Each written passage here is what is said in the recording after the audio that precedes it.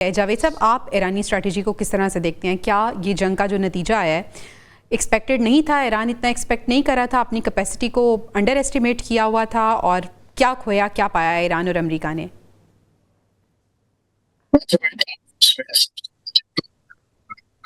और खित्ते ने, और उसमें पाकिस्तान भी शामिल है, इन्होंने एक बहुत बड़ी चीज जो हासिल की है वो है अमन। सही। पीस जो है वो दोबारा खित्ते में आया है। लड़ाई में नुकसान हर एक का हो रहा था, और खित्ते में अमन आने से खित्ते में जो एक तिजारत और इक्तसादी जो मामलात हैं वो दोबारा एक जो है चल पड़ेंगे, और इससे सब ममालिक को फ़ायदा होगा, इंक्लूडिंग ईरान और इंक्लूडिंग पाकिस्तान। तो एक तो अमन का जो है सीज फायर और पीस की रेस्टोरेशन जो है सबसे बड़ा फ़ायदा है, जिससे सब ममालिक को फ़ायदा हुआ है, इंक्लूडिंग इवन अमेरिका ऑल्सो। उसके बाद दूसरा है जो स्ट्रेट ऑफ हॉर्मुज़ खोली गई है। जी जी। तो जो ऑयल एंड गैस की जो एक्सपोर्ट्स हैं पर्शियन गल्फ रीजन से, वो दोबारा आज खबर आई है कि तकरीबन 19 मिलियन बैरल्स के करीब, और जो क्रूड ऑयल है एक दिन में उसके सुपर टैंकर्स गुजरे हैं स्ट्रेट ऑफ हॉर्मुज़ में से, इतना वजन लेके गए हैं। तो इसका मतलब है कि दुनिया में ऑयल एंड गैस की सप्लाईज रिस्टोर दोबारा नॉर्मल लेवल पे हो जाएंगी, और उनकी प्राइसेस कम होने से हर चीज़ में जो इकोनॉमिक एक्टिविटी है उसको फ़ायदा होगा। तीसरा जो चीज़ है वो ये है कि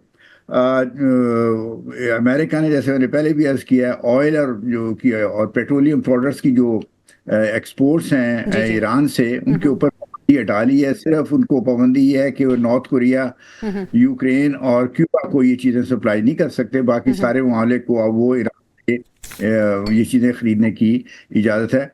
तो इसमें इन तीन चीज़ों में से तो जो मुझे नज़र आता है वो ये है कि ईरान को बहुत फ़ायदा हुआ है, क्योंकि जब 27 फरवरी तक जब निगोशिएशंस ईरान और यूएस के दरमियान चल रही थी, तो स्ट्रेट ऑफ हॉर्मुज़ तो पहले ही खुली हुई थी, अमन भी था, लेकिन ईरान की ऑयल एंड पेट्रोलियम प्रोडक्ट्स पे जो सैंक्शन थी वो लगी हुई थी। तो अब जो है ईरान ने नेट गेन किया है इस इशू में।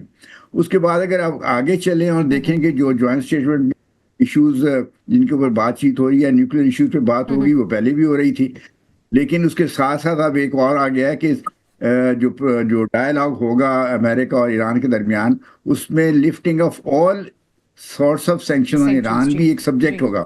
ये भी ईरान का नेट गेन है, उसको फायदा होगा। फिर $300 बिलियन का जो रिकंस्ट्रक्शन फंड की बात हो रही है वो भी ईरान के हक में जाएगी। और फिर आखिर में जो ये कहा गया कि जो सीज फायर है वो खाली ईरान और अमेरिका के दरमियान नहीं होनी चाहिए, उसका इतलाक लेबनान पे भी होना चाहिए। तो ये भी एक ईरान के लिए है। तो अगर आप लगाएं इस एक बैलेंस शीट बनाएं, तो मेरा ख्याल में अमेरिका और ईरान दोनों को फायदा हुआ है, लेकिन नेट जो गेन है वो ईरान ने किया है। ठीक है।